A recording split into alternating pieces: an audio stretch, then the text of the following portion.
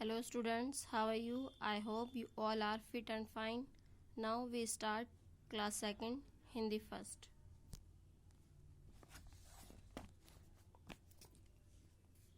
अध्याय 7 घमंड का फल। गंगा, यमुना, कावेरी, गोदावरी आदि अनेक नदियां इठलाती हुई बहती चली जा रही थी। कि ये नदियों के नाम है, ये गंगा, यमुना, कावेरी, गोदावरी क्या करती हुई चली जा रही थी? इठलाती हुई और बहती चली जा रही थी। वे कल कल छल छल करती अपने अपने वेग से बहकर बड़े प्रेम से सागर की ओर बढ़ रही थी। और ये चारों नदियां कहाँ जा रही थी? सागर की ओर बढ़ रही थी।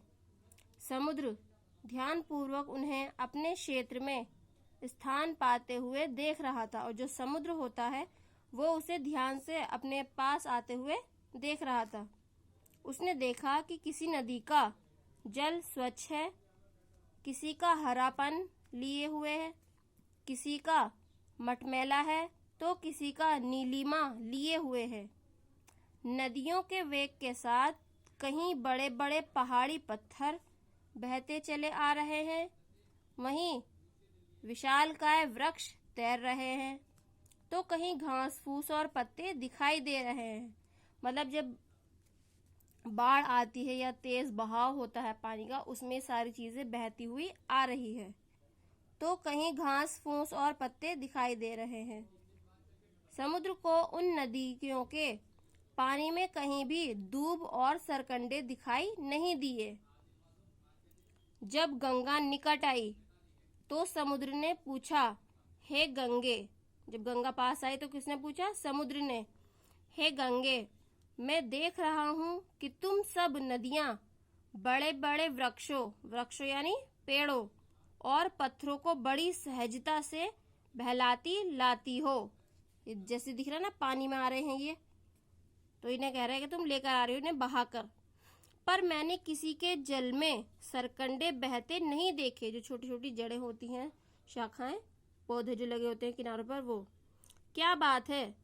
वे तुम्हारे मार्ग में नहीं पड़ते, या फिर तुम उन्हें बहुत छोटा समझकर उनसे बात नहीं करती? ये किसने कहा? समुद्र ने। गंगा बोली, नहीं स्वामी, ऐसा नहीं है। सरकंडों का तो वन का वन हमारे किनारे उग आता है। हम उनसे कल कल करके घंटों बातें भी करती रहती हैं। और वो बता रही हैं कि जो सरकंडे होते हैं उनका तो वन का वन हमारे किनारे पर उगता है, और हम उनसे घंटों बातें भी करते हैं। सरकंडा छोटा है तो क्या, वह बड़ा ही विनम्र है। उसे पता है कि किस स्थिति में क्या करना चाहिए। लहरें जब तटों को तोड़कर बहती है और हमारा जल सरकंडों तक पहुंच जाता है, तो वे झुक जाते हैं। वे झुकते भी उसी ओर है जिस ओर हमारा बहाव होता है। सरकंडों की जड़ें गहरी नहीं होती, उनका तना भी नहीं होता, फिर भी हम उन्हें नहीं बहा पाती। अब ये जो सरकंडे होते हैं जो किनारे पर होते हैं, क्या हो जाते हैं? झुक जाते हैं, और इनका तना भी इतना मोटा नहीं होता, फिर भी वो क्या कह रहे हैं कि हम उन्हें बहा नहीं पाते। वे फिर शान से खड़े हो जाते हैं और हंसते हंसते जीते हैं। यही नहीं, जब तेज हवा चलती है तब भी वे ऐसा ही करते हैं, मतलब झुक जाते हैं। वो जैसे झुक गया है ना, ऐसे ही ये बाकी सब झुक जाते हैं। जब हवा चलती है या बारिश होती है, तेज का बहाव होता है पानी का, तो वो झुक जाते हैं। और इतने बड़े बड़े वृक्ष कैसे बह जाते हैं? समुद्र ने पूछा। गंगा कहने लगी, वृक्ष बड़े घमंड से सिर ताने खड़े रहते हैं। अब वृक्ष कैसे खड़े रहते हैं? घमंड के साथ में, अभिमान के साथ खड़े रहते हैं अपना सिर तान कर। हमारा जल उनके तनों से टकराता है तो वे बड़े अभिमान से कहते हैं, अरे लहरों, भागो यहाँ से, नहीं तो टकराकर चूर चूर हो जाओगी। उन्हें अपने बड़प्पन का बड़ा अहंकार है, उसी अहंकार से वे ढह आते हैं। घमंडी सदैव ही दुख पाता है।